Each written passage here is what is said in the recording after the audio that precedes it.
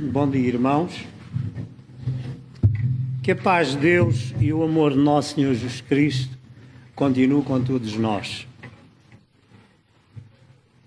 Vamos ler a palavra do Senhor.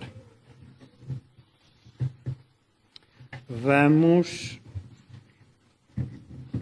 ler em Gênesis, capítulo 5, versículos 22, 23 e 24. E andou Enoque com Deus, depois que gerou a Matusalém 300 anos, e gerou filhos e filhas. E foram todos os dias de Enoque 365 anos. E andou Enoque com Deus, e não apareceu mais, porquanto Deus para si o tomou. Este tema hoje que me propus meditar com os irmãos é um tema muito melindroso. É um tema muito melindroso pela diversidade de abordagens que tem. O tema então é a ascensão ao céu e eu contrapus o subtítulo de A Verdade e a Ficção. E começamos com um versículo que está quase no princípio da Bíblia e que fala de Enoque. Bom, Enoque é a 7ª geração depois de Abraão. E, efetivamente, termina esta pequena referência a Enoque dizendo que Enoque não sofreu a corrupção da sepultura. Não sofreu. Tinham passado milhares desde Adão, mas Deus, Enoque, teve esta preocupação especial, retirá-lo da corrupção da sepultura, do corpo corrupto na sepultura, desfeito. Diz que porquanto Deus para si o tomou.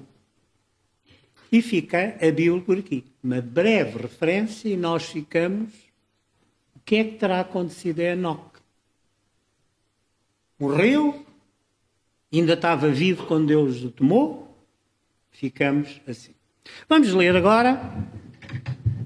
Vamos passar ao seguinte e vamos ler em 2 de Reis, o capítulo 2, versículos 11 e 12.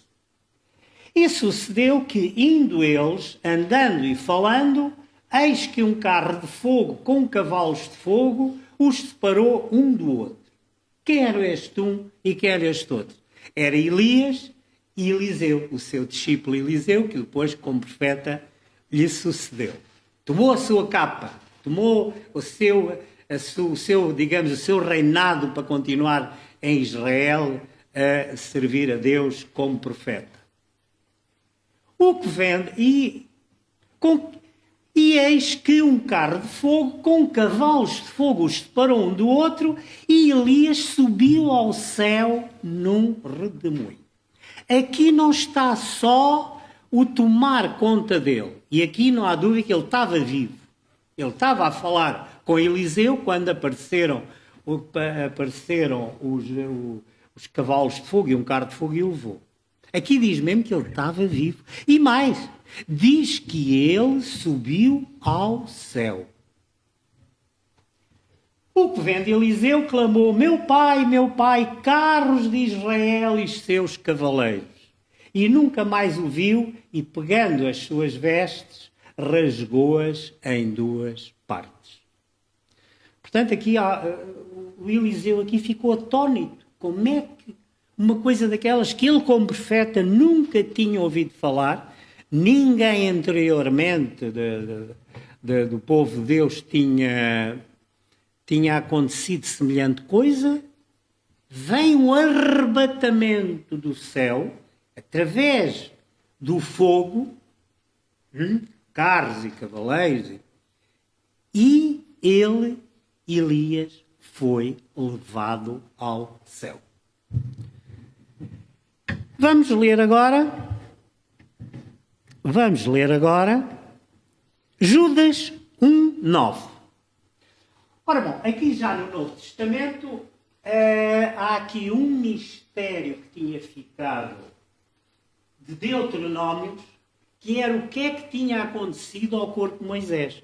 Porque em próprios Deuteronômio diz que sepultaram, quando Moisés morreu, no alto de Pisga, quando ele avistou todo Israel, enfim, Deus não permitiu que ele viesse entrar na Terra Prometida, e então ele morreu e foi enterrado. Foi enterrado. E diz depois, em Deuteronômios, a seguir, que nunca mais ninguém soube dele, onde é que ele tinha sido, onde é que não tinha sido. E agora, em Judas, vem, digamos, relançar uma nova luz sobre isso. Diz então o nosso Judas, que era irmão de Jesus Cristo, enfim, historicamente é isso que se aponta, e diz o seguinte: mas o arcanjo Miguel, quando contendia com o diabo e disputava a respeito do corpo de Moisés, não ousou pronunciar juízo de maldição contra ele, mas disse: o Senhor te repreenda. Portanto, ele aqui, a propósito de como nós devemos encarar o mal, não devemos vociferar, devemos, olha, o Senhor te repreenda. Às vezes as pessoas passam de si, ficam epá, olha, o Senhor te repreende. Eu não, eu fico. A propósito disso, faz uma resolução, dá-nos um pouco de luz, que o corpo de Moisés foi levado pelo arcanjo Miguel. Portanto, terminamos aqui 3 casos. E estes não são ficção. Quando eu disse ali que hoje iríamos meditar sobre este tema. A ascensão ao céu, que eu digo e repito, é um tema muito melindroso, e o nosso irmão, na primeira parte, curiosamente, e ele disse isso também, lançou uma série de ideias fantásticas, diga-se de passagem, sobre todo este relacionamento. Mas estes 3 casos, nós, como cristãos, dão-nos que pensar. E eu ia pedir ao nosso irmão que, mais uma vez, viesse aqui juntar-se a mim, e eu ia-lhe fazer uma pergunta. Vou-lhe fazer uma pergunta. Ó irmão, esta reflexão sobre estes 3 casos do Antigo Testamento, 2 e no primeiro, não têm, digamos, uma abordagem mais ampla do que propriamente os versículos do Antigo Testamento? Ler só e é curioso, e não há coincidências, que a escola de hoje ajusta-se, como o irmão disse, perfeitamente a esta pregação. Portanto, e foi Deus que quis ajustar, porque obviamente nós não combinámos nada. E estes 3 exemplos que o irmão Rogério Fernandes deu são 3 exemplos da tal interação entre as várias dimensões da existência que há bocadinho nós falámos. Portanto, há a dimensão do nosso universo, terrena, da humanidade, há uma dimensão celestial e há a dimensão suprema divina. Entre a dimensão celestial e a dimensão terrena, podemos assim chamar, existe uma interação.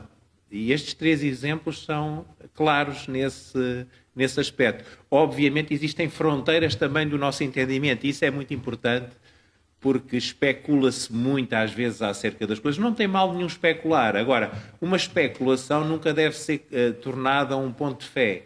Portanto, a gente pode especular se aconteceu desta forma ou daquelas. Agora, não podemos tornar isso um ponto de fé se não tivermos provas em relação àquilo que afirmamos. Agora, é claro, isso está provado, a tal interação entre a dimensão celestial e a dimensão terrena. Eu trouxe mais aqui um exemplo que é muito curioso. Aquele exemplo em que Jacó luta com o anjo e vê uma escada cujo topo tocava nos céus, e eis que os anjos de Deus subiam e desciam por ela. Está em Gênesis, no capítulo 28, a partir do versículo 12. E eis que o Senhor estava em cima dela e disse... Portanto, vejam que é Deus que interage também nestas dimensões. Eu sou o Senhor, o Deus de Abraão, teu pai, o Deus de Isaac. Esta terra em que estás deitado te darei a ti e à tua semente. Portanto, isto é um exemplo muito claro e muito belo da tal interação. Aqui temos uma imagem de uma escada com toda a sua simbologia, em que Deus também está presente, da tal interação entre a dimensão celestial e a dimensão terrena. Portanto, e a Bíblia está cheia destas interações. Portanto, como o irmão Rogério Fernandes disse, temos aqui 3 casos particulares, o caso de Enoque, o caso de Moisés e o caso de Elias, em que nós dizemos que essa interação foi feita, mas não podemos dizer muito mais em relação a quem defenda, mas então, se Elias foi levado vivo, então quer dizer que ele está vivo na dimensão celestial. Quem é que pode afirmar uma coisa dessas?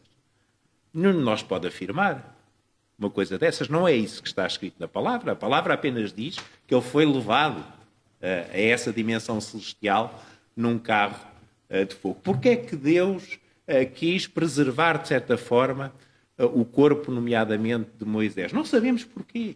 Podemos especular acerca do porquê, mas isso está na dimensão de Deus e não naquilo que é o critério humano da nossa reflexão. Portanto, estes casos particulares têm que ser entendidos como reais, porque eles estão descritos na Bíblia, mas não devemos especular demasiado acerca deles.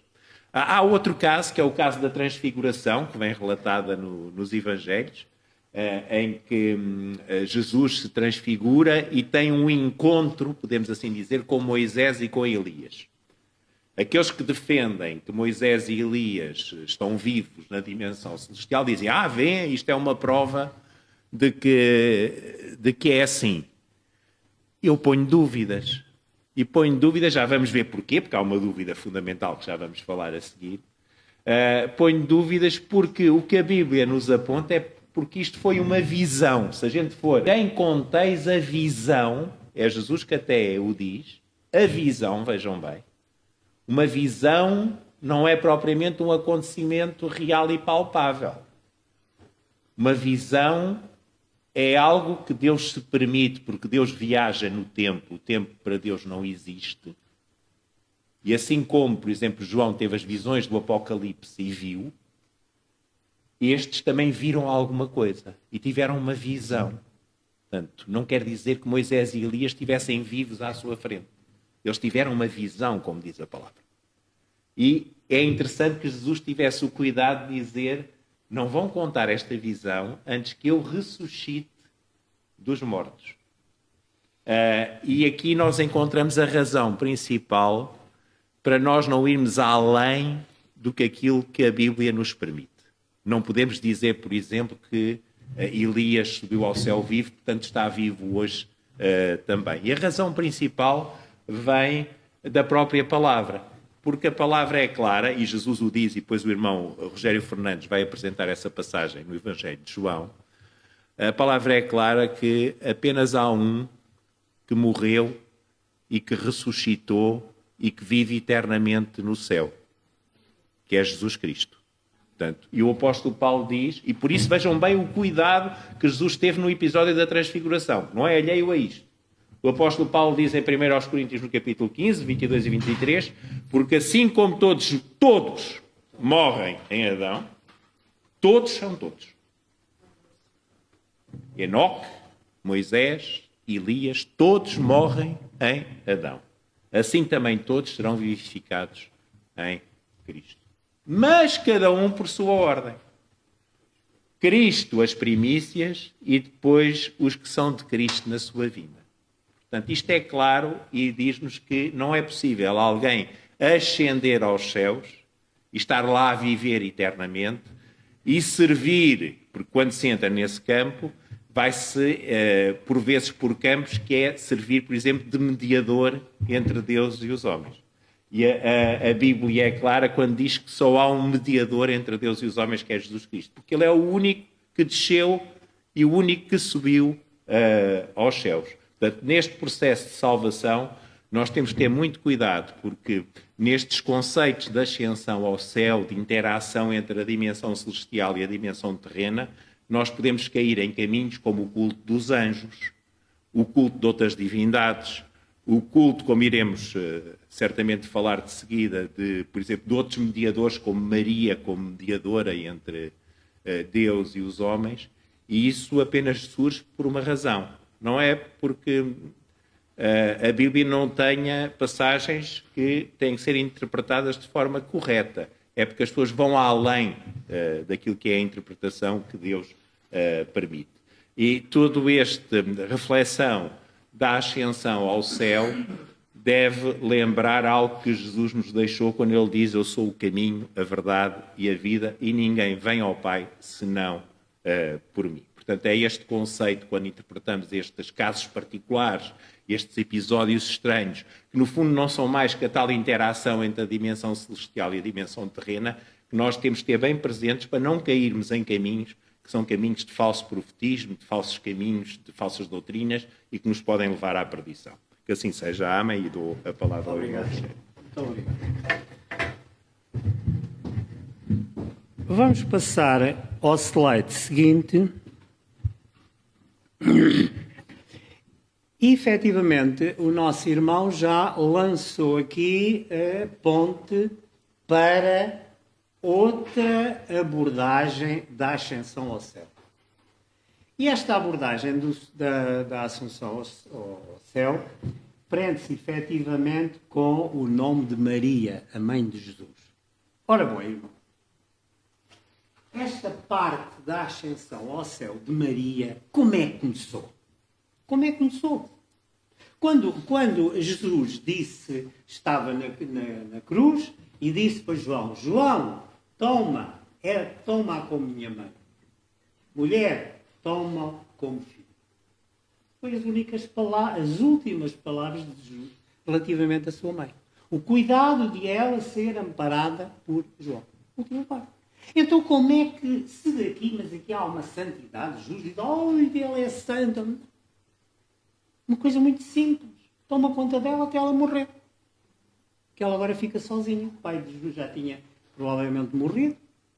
Não é? Que é o que nós deduzimos também nos Evangelhos. Então como é que nasceu esta parte tremenda da Igreja de Maria, do culto de Maria, do marianismo? Como é que surgiu isto? Esta parte de Maria não surgiu nas primeiras igrejas. As igrejas continuaram a cultuar Deus, o Senhor Jesus, enfim, nos primeiros séculos. E, efetivamente, a primeira vez que aparece uma menção a esta ascensão de Maria aos céus, este relacionamento do céu divino com Maria, foi efetivamente num assunto que eu já abordei aqui com os irmãos, aquele assunto de São Tiago de Compostela. Este assunto é um assunto, para mim, dos mais graves que há na Igreja atual, na Igreja maioritária do cristianismo. Porquê? Porque isto arrasta multidões para um caminho que não é correto. O caminho não é correto. E isto começou tudo mal.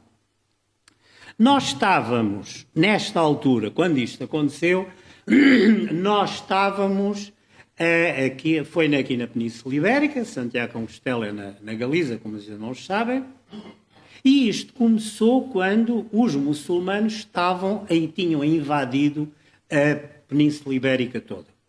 Portugal, Espanha, enfim, atualmente, não é? Na altura não era, até que o povo cristão da altura estava circunscrito só à parte norte, às Astúrias e uma parte da Galiza. Tudo o resto era rodeado por muçulmanos e que estavam, enfim, com possibilidade de acabar com toda a parte cristã da Península Ibérica. Nessa altura, nas Astúrias, estava um rei que era o rei Afonso II. Este rei Afonso II devia ser mais conhecido em Portugal porque foi o primeiro rei que conquistou Lisboa aos mouros. O outro a seguir foi Dom Afonso Henriques e, definitivamente, este rei, Afonso II das Astúrias, conquistou Lisboa aos mouros. E, na altura, veio acompanhado de um grande homem da altura, que era Vímara Peres. Hã? Este Vímara Peres, que a maior parte de nós não conhece, é nem mais nem menos que o primeiro conde de Portugal. Hã? A região entre o Douro e o Minho, que deu origem a Portugal. E então este Vímara Peres, que vinha com o rei Dom Afonso II, conquistar Lisboa, que veio coronar, foi-lhe dado o título de primeiro conde de Portugal. Ou seja, foi o homem que iniciou um condado que deu origem a Portugal. Ele tem no Porto, lá na Praça da Fé, tem lá uma estátua imponente de Vímara Peres, mas é uma pessoa muito pouco desconhecida. Ora bom, então, o que é que aconteceu? Havia um bispo de uma terra perto do que é atualmente, agora é arqueologicamente uma aldeia, uma parte arqueológica, é Iria Flávia, um bispo que era o Teodomiro. E o que é que o Teodomiro teve de ideia? Eu tenho de arranjar, enfim, estou a falar por minhas palavras, mas eu tenho de arranjar uma história qualquer para galvanizar esta gente contra os mouros.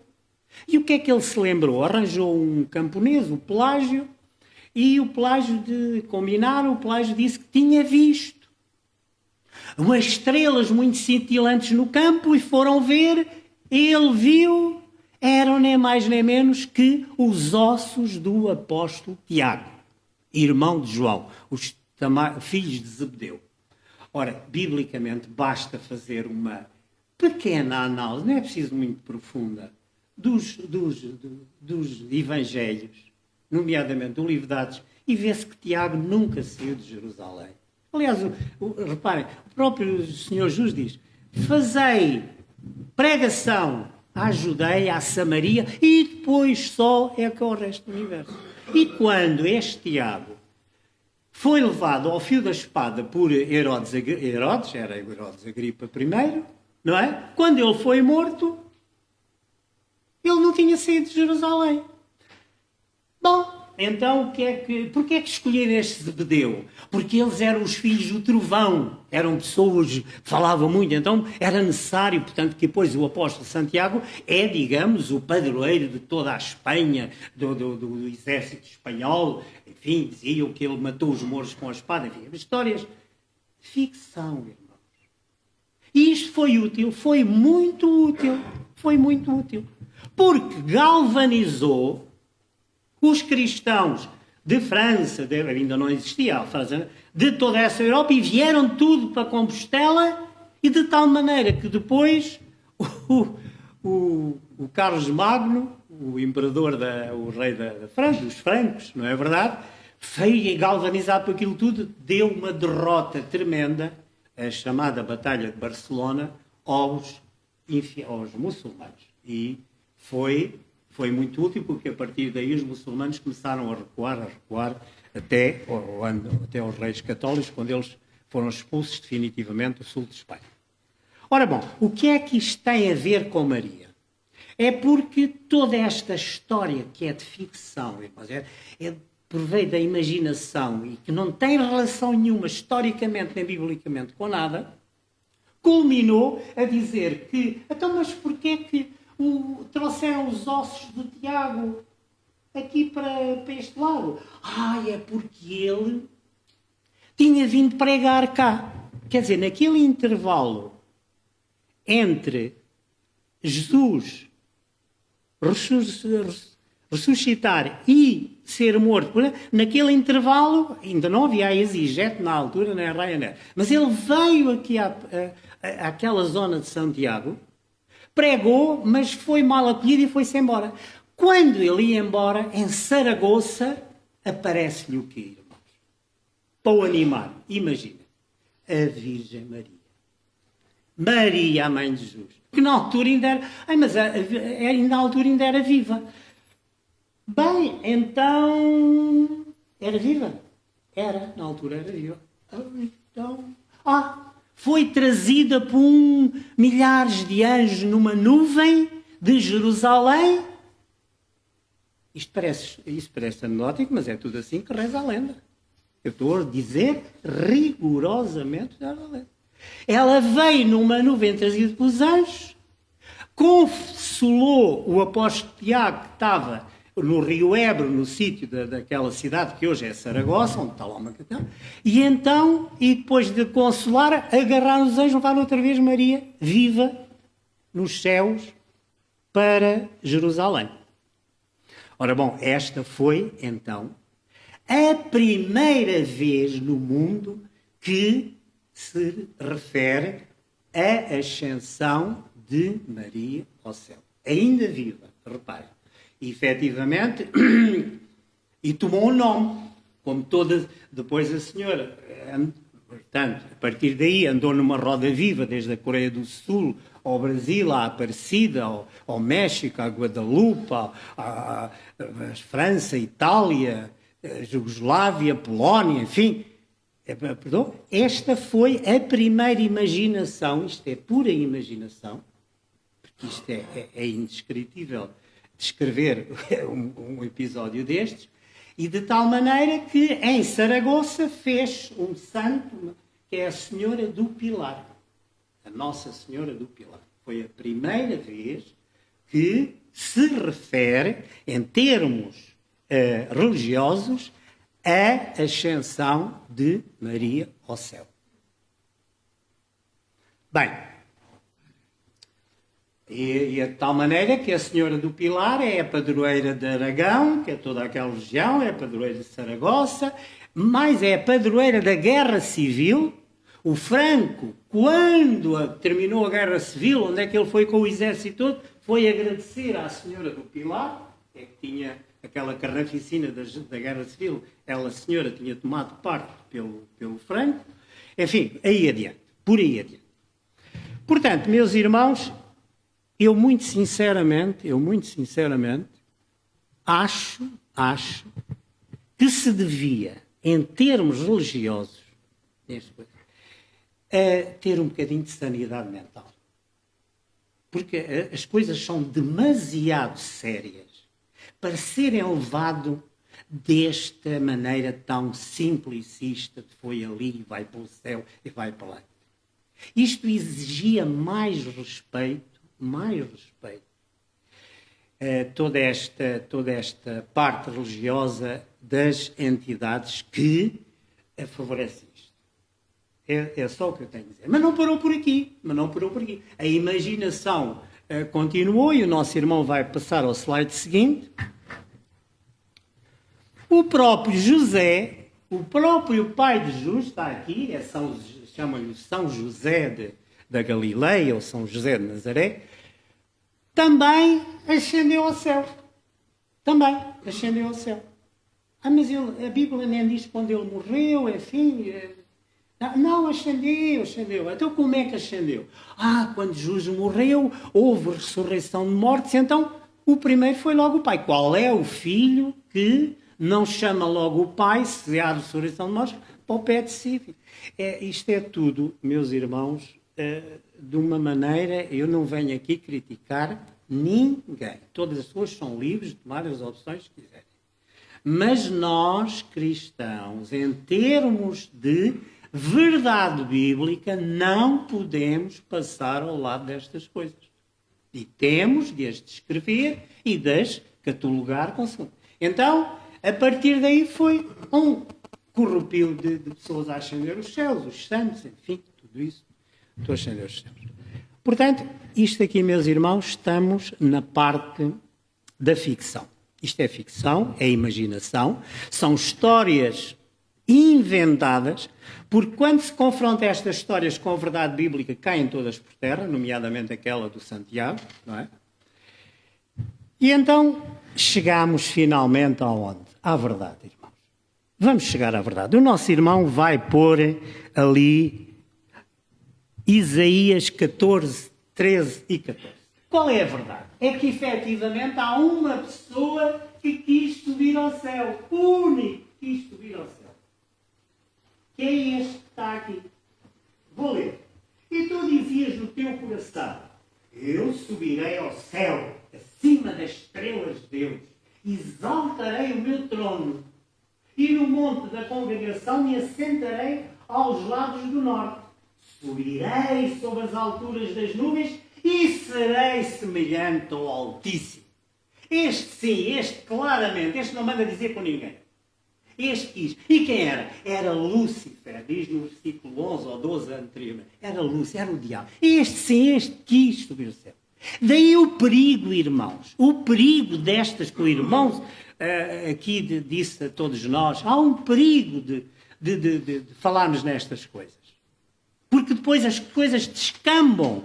Descambam nisto, irmãos. Isto é que foi a verdade. Há um que foi o diabo que quis sair do mundo, foi lançado ao mundo onde andava a fazer a confusão e quis também subir para ser semelhante ao Altíssimo. Portanto, até deviam ter mais cuidado em fazer todas estas referências da exceção ao céu, do veio para o céu, vem do céu, sai dali, aparece acolá, aparece não sei o quê, e do céu, porque podem se confundir com este, irmão. E este é a verdade, este quis. Este quis, mas não conseguiu. Anda aí no mundo a fazer confusão, enfim, por todo o lado.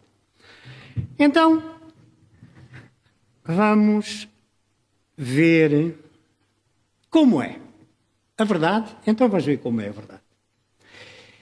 E quando dizia isto, vendo eles, foi elevado às alturas. E uma nuvem o recebeu, ocultando-a a seus olhos. E estando com os olhos fitos no céu, enquanto ele subia, eis que junto deles puseram 2 homens vestidos de branco. E então o que é que os homens vestidos de branco disseram? Aqueles 2 anjos disseram: os homens galileus, por que estáis olhando para o céu? Esse Jesus, que dentre vós foi recebido em cima no céu, há de vir assim como para o céu vistes vir. Isto é que é a verdade. Isto é que é a verdade. E o nosso irmão vai passar ao slide seguinte, porque o próprio Senhor Jesus já tinha dito. Eu saí, João 16, 28, eu saí do Pai e vim ao mundo. Outra vez deixo o mundo e vou para o Pai. Fartou-se de ensinar. Sou eu. Eu é que vim do Pai e sou eu que vou para o Pai. Quem pensa naquelas fantasias que nós acabámos de ver e que podíamos estar aqui a enumerar dezenas e dezenas delas, não valem nada, irmãos. Nada, nada. Só esta é que vale. Eu saí do Pai e sou eu que vou para o Pai. Não há nada. Vamos ler, passar ao seguinte. E é o próprio Jesus, reparem. Não manda esta parte é tão importante. Esta parte o nosso irmão diz, só há um único. Isto é tão importante no cristianismo, nós termos esta percepção que é o próprio, não é Paulo, nem Tiago, nem Judas. Quando se fala nesta parte da ascensão ao céu, o Senhor Jesus não manda dizer por ninguém. É Ele mesmo. Embora, por exemplo, o Salmo 110. Diz o Senhor ao meu Senhor, assenta-te à minha mão direita. Já Deus, neste salmo messiânico, tinha dito como é que as coisas iam acontecer. Assenta-te, vem e assenta à minha mão direita. Mas Jesus aqui não manda dizer por ninguém esta parte. Isto é tão melindroso, tão importante. Não se pecar. Isto é autêntico pecado. Pecar. Nesta parte que Jesus diz assim, ora ninguém subiu ao céu, senão desceu do céu. O Filho do Homem, que é Ele próprio, que está no céu. não. O que é que isto tem de dúvida, irmãos? O que é que isto tem de dúvida? Eu vi esta semana a revista, não sei se a Nova Agência, aquelas revistas, e vinha uma fotografia do Marco Paulo. Estou curado, vou já correr a Fátima agradecer à Senhora. Então o nosso irmão,